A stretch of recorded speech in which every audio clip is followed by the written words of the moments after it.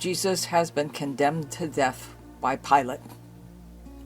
He walks up the road of sorrows and gets to the hill of Calvary. There he is stripped of his garments, nailed to the cross, and lifted, where he hangs for the next 3 hours. Jesus, looking down, sees the crowd full of people he once helped and came to save. And in that crowd is you and I. As he looks down upon the crowd, he looks to his Father and says, "Father, forgive them, for they do not know what they are doing."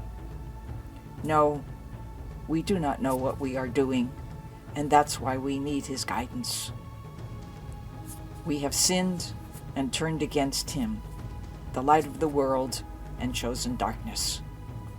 But he came to forgive us all of our sins, no matter how bad they are, because he came to do his Father's will, and the will of his Father is to forgive us in infinite love.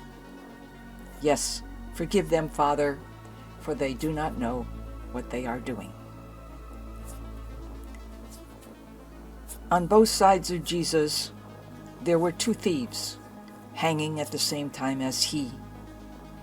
And one of them, known as the good thief, Dismas, turns to Jesus and says to Jesus, "Jesus, I know that I belong here. I deserve this. You do not. You have done nothing wrong. I have. But I believe in you. And when you come into your kingdom, will you please remember me?" And Jesus says to Dismas, "This day you shall be with me in paradise." And for those of us like Dismas who are guilty of sin and evil, if we go to Jesus hanging on that cross, we will find the same kind of mercy, the same kind of love.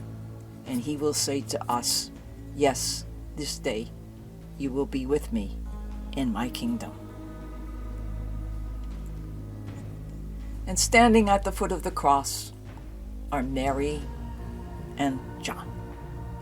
John is the only apostle who had the courage to stand up and be with Jesus.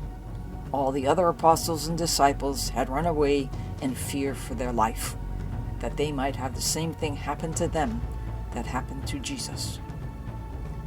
And when Jesus looks at John, he says to John, "John, behold your mother." And then he says to Mary, "Mary, behold thy son." And at that moment, what Jesus was doing was making sure that Mary was taken care of. And when he says to Mary to take care of our son, what he really meant was he was to send Mary as our spiritual mother to take care of us. As time goes on, Jesus is getting weaker. It's harder and harder for him to breathe. The blood is dripping into his eyes and down his face. And he looks to heaven and he sees emptiness. He experiences the dark night of his soul. He wonders, was this mission all about what he thought it was to be? Where did he go wrong? Why? What has he done? And he says to his Father, "Father, Father, why have you forsaken me?" Lost in despair. Jesus knew his Father was there, but he was experiencing loss. He was experiencing a question as to what his life was all about, and whether it had any meaning, and why. Why was he here, hanging on a cross in front of the people he came to serve, now rejecting him?